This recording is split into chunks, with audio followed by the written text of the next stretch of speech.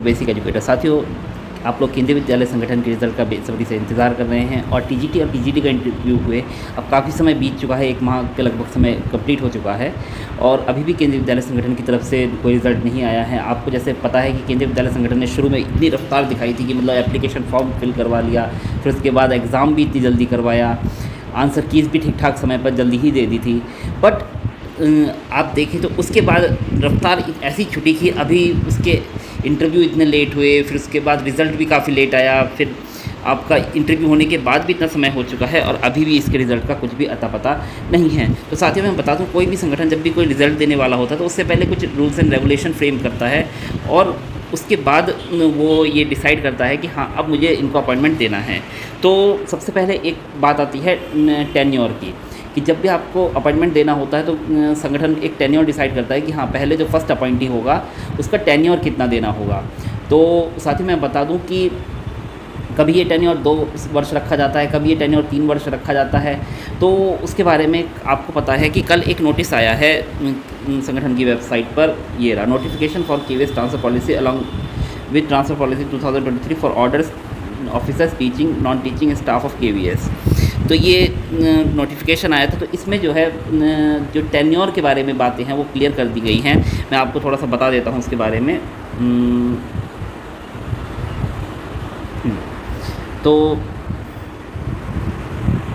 इसको हाँ, तो इस तरीके से 22 पेज की ट्रांसफ़र पॉलिसी थी। इसमें पूरा जो मतलब जो हमारे डायरेक्ट अपॉइंटी है या जो पहले से कहीं पर काम कर रहे हैं उन सब के बारे में एक फिक्स कर दिया गया है कि किसको कहाँ पर रहना है और फिर उसका डिस्प्लेसमेंट काउंट वगैरह। तो मैं कुछ ज़्यादा चीज़ें बात नहीं करना चाहूँगा, तो मैं मोटा मोटी जो आपके काम की बात है, जो हमारे फर्स्ट जो अपॉइंट होंगे उनके बारे में बताना चाहूँगा कि आपके जो टेन्योर हैं वो डिसाइड कर दिए गए हैं। डिसाइड कैसे कर दिए गए हैं, जैसे ये आपका टीचर वाला है, देखो, teachers up to the post of PGTs. तो tenure for the hard and NER station 3 years, tenure for normal station 5 years। Is maximum 10 years to stay if not displace after 5 years of completion of tenure.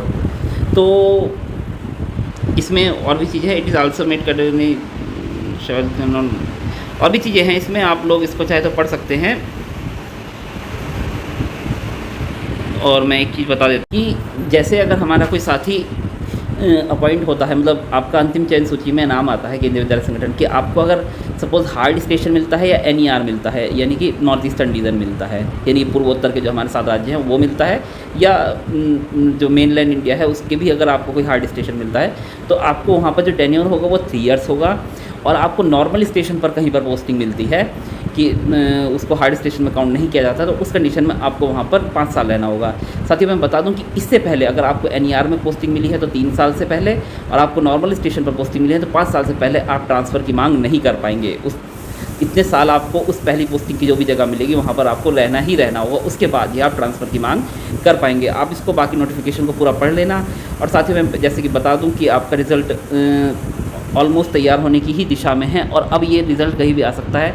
But हमें ये देखना होगा कि केंद्र सरकार भी रोज़गार मेला की घोषणा करती है, यानी क्योंकि जुलाई की रोज़गार मेला की घोषणा नहीं हुई है और पिछले 6 माह में एक भी महीना ऐसा नहीं गया है जिसमें रोज़गार मेला की घोषणा नहीं की गई है या रोज़गार मेला आयोजित नहीं किया गया है। तो पूरी उम्मीद ये जताई जा सकती है कि रोज़गार मेला के दिन आपका रिज़ल्ट पब्लिश हो, जैसे कि नवोदय में हुआ था। छात्रों को जो सिलेक्टेड कैंडिडेट्स हैं उनको एसएमएस भी आए थे, तो हो सकता है कि आपको एसएमएस भी आए और मेल भी आए। तो आप लोग अपनी एक बार ईमेल आईडी को देखते रहें, जो नंबर आपने रजिस्टर्ड करवाया था उस नंबर को अपना चालू रखें एप्लीकेशन में जो डाला गया था, और वेट करें कि आपका रिज़ल्ट अब कभी भी आ सकता है। रोज़गार मेला अगर आयोजित किया जाता है जुलाई में तो उस दिन तो स्ट्रॉन्ग चांसेस हैं कि रिज़ल्ट आ जाए, और उससे पहले भी रिज़ल्ट आ सकता है, बट कम ही चांसेस अभी हमें वेट करना होगा रोज़गार मेला का।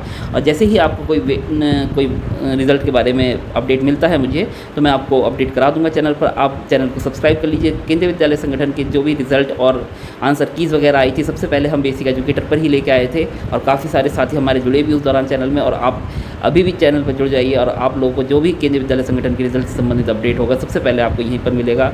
आप टेलीग्राम चैनल को भी सब्सक्राइब कर लीजिए, ज्वाइन कर लीजिए, जिससे कि आपको कोई अपडेट हो तो सबसे पहले मिल जाएगी। वीडियो में टाइम लगता है, उसमें पहले ही कोई चीज़ वो है शेयर कर दी जाती है। तो आप सभी को जो हमारे केंद्रीय विद्यालय संगठन के साथी हैं, जिन्होंने एग्ज़ाम दिया, उन सभी को शुभकामनाएं। मेरा भी DGT का रिज़ल्ट का इंतज़ार है, मैं भी वेट करूँगा और आप लोग भी वेट कीजिए, देखते हैं कि क्या होता है रिज़ल्ट। आप सभी को तब तक के लिए शुभकामनाएं।